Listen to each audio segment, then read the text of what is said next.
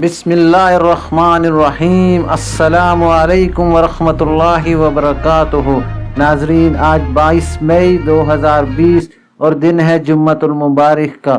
مجھے امید ہے آپ سب خیر خیریت سے ہوں گے اور آپ کا رمضان بھی بہت اچھے طریقے سے عبادت میں گزر رہے ہوں گے۔ ناظرین، وقت ضائع کیے بغیر چلتے ہیں مین ہیڈ لائنز کی طرف، اس کے بعد خبریں تفصیل کے ساتھ۔ سب سے پہلے مین ہیڈ لائن ہے مستحین کے ملبوسات بیچنے والا گرفتار۔ دوسری اہم ہیڈ لائن ہے ولی العہد کے منصوبے کے تحت قدیم مساجد کی اصلاح۔ تیسری ہیڈ لائن ہے جمعہ کو عید کے چاند کا نظر آنا ممکن نہیں۔ چوتھی اور آخری اہم ہیڈ لائن ہے پاکستانیوں کی واپسی، اماراتی ایئر لائنز کو لینڈنگ کی اجازت۔ ناظرین، اب خبریں تفصیل کے ساتھ۔ تفصیل میں جانے سے پہلے میں ان حضرات سے گزارش کروں گا جو آج فرسٹ ٹائم میرے چینل پہ آئے ہیں، میرے چینل کو لائک اور سبسکرائب کرنا نہ بھولیں تاکہ ہر آنے والی خبر آپ تک بر وقت پہنچ سکے۔ ناظرین، ویڈیو لائک نہ کرنے کی وجہ سے کچھ لوگوں کے خیال میں یہ سب میرے جو سبسکرائبر ہیں وہ فیک اکاؤنٹ سے ہیں، اس لیے جب بھی آپ ویڈیو دیکھیں ویڈیو پر کمنٹ یا لائک بٹن کو پریس کر دیا کریں،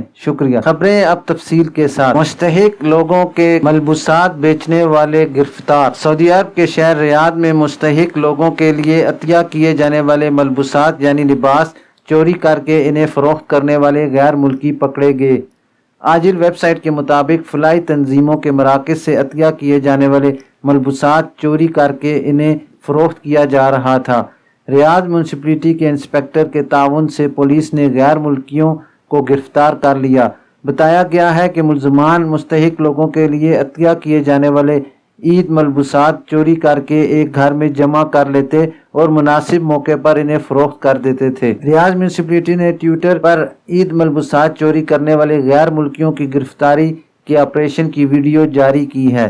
کارروائی سیکیورٹی فورس کی مدد سے کی گئی۔ یاد رہے کہ ریاض کے سعودی باشندے اور مقیم غیر ملکی عید الفطر پر ضرورت مندوں کے لیے عید ملبوسات جمع کر رہے تھے۔ یہ کام ایک فلاحی تنظیم کے توسط سے انجام دیا جا رہا تھا۔ ریاض میونسپلٹی نے بتایا کہ گرفتار افراد کو سزا دلانے کے لیے متعلقہ ادارے کے حوالے کر دیا گیا ہے۔ ناظرین، دوسری ہیڈ لائن کی تفصیل یہ ہے کہ ولی عہد کے منصوبے کے تحت قدیم مساجد کی اصلاح۔ ولی عہد شہزادہ محمد بن سلمان کی جانب سے جاری کیے گئے فرمان کے مطابق تجدید اور اصلاح قدیم مساجد کے تحت نجران کمشنری کے علاقے سار میں قدیم ترین مسجد ابو بکر الصدیق کی اصلاح و مرمت کر دی گئی۔ سعودی خبر رساں ادارے SPA کے مطابق ولی عہد محمد بن سلمان کی جانب سے سعودی عرب کے 10 علاقوں میں 20 تاریخی مسجد کی اصلاح و مرمت، توسیع و تعزین کے منصوبے کا آغاز کیا ہوا ہے، جس کے تحت تیزی سے کام جاری ہے۔ مسجد ابو بکر الصدیق کی اصلاح و مرمت اسی پروگرام کا ایک حصہ ہے۔ یہ مسجد علاقے کی قدیم ترین مسجد ہے۔ مسجد ابو بکر الصدیق خطے کی واحد مسجد ہے جہاں جمعہ کی نماز ادا کی جاتی ہے۔ آس پاس کے گاؤں کے افراد بھی جمعہ کی نماز اسی مسجد میں ادا کرتے ہیں۔ یہاں قرآن کریم کی تعلیم اور حفظ کی کلاسیں اور درس قرآن کا اہتمام بھی کیا جاتا ہے۔ مقامی باشندے اپنے تنازعات طے کرانے اور آپس کے مسائل کے حل کے لیے بھی اسی مسجد کا رخ کرتے ہیں۔ یہ مسجد سار شہر سے تقریباً 3 کلومیٹر مغرب میں واقع ہے، جو کہ نجران سے 120 کلومیٹر شمال مشرق میں ہے۔ مسجد کا کل رقبہ 123 مربع میٹر ہے۔ اصلاح و مرمت سے قبل اس میں 57 افراد کے لیے نماز کی گنجائش ہوا کرتی تھی۔ اب اس مسجد میں 118 افراد بیک وقت نماز ادا کر سکتے ہیں۔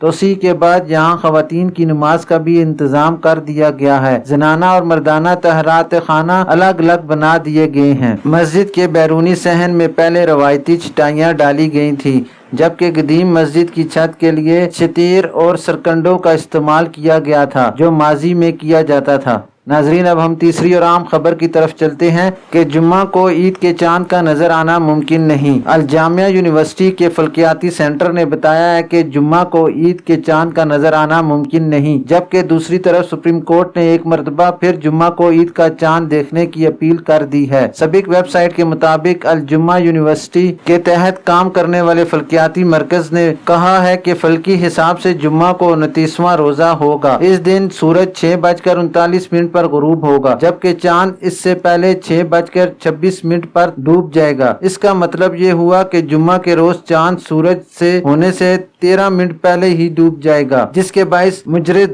آنکھ سے یا جدید ترین آلات سے اس کا مشاہدہ ممکن نہیں۔ مرکز نے یہ بھی بتایا کہ جبکہ ہفتے کے دن 30واں روزہ ہوگا، اس دن سورج 6:40 پر غروب ہوگا، جبکہ چاند اس کے بعد 7:23 پر ڈوبے گا۔ اس روز عید کا ہلال سورج غروب ہونے کے بعد 43 منٹ تک افق پر ہوگا، جس کے باعث کھلی آنکھ سے بھی اس کا مشاہدہ ممکن ہوگا۔ ادھر سپریم کورٹ نے تمام مسلمانوں سے ایک مرتبہ پھر اپیل کی ہے کہ جمعہ 29 رمضان کو عید کا چاند دیکھنے کی کوشش کی جائے۔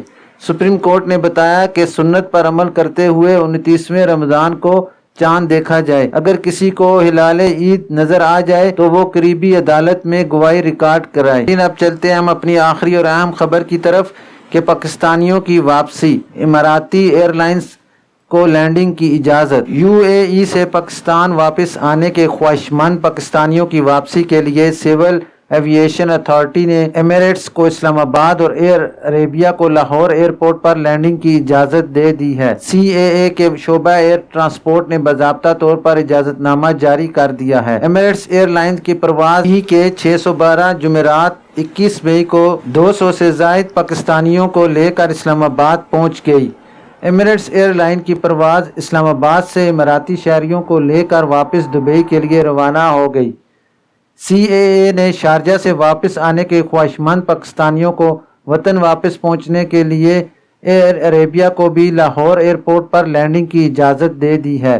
اسلام آباد اور لاہور پہنچنے والے خصوصی طیارے کے عملے کو ایئرپورٹ پر اترنے کی اجازت نہیں ہوگی۔ ناظرین، یہ تھی ابھی تک کے لیے عام اور خاص خبریں۔ جانے سے پہلے ایک بار میں پھر آپ سے گزارش کروں گا کہ خبریں دیکھنے کے بعد آپ کائنڈلی میرے چینل کو لائک اور کمنٹ باکس میں کچھ نہ کچھ میرے حوصلہ افزائی کے لیے لکھ دیا کریں۔ اپنا خیال رکھیے اور دوسروں کا بھی۔ اللہ حافظ۔